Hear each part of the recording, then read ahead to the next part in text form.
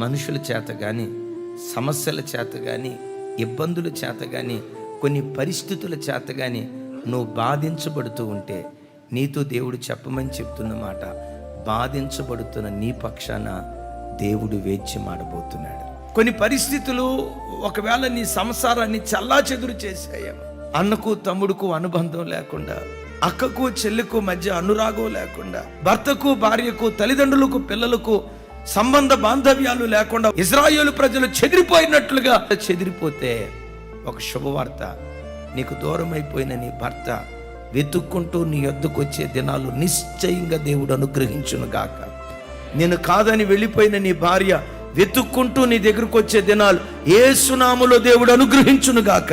చెట్టుకొకరు పొట్టుకొకరు చల్లా చెదిరైపోయిన పరిస్థితిలో ఉంటే దేవుడు జాలిపడి చెదిరిపోయిన నీ కుటుంబాన్ని ఆయన మహిమ కొరకు సమకూర్చును గాక.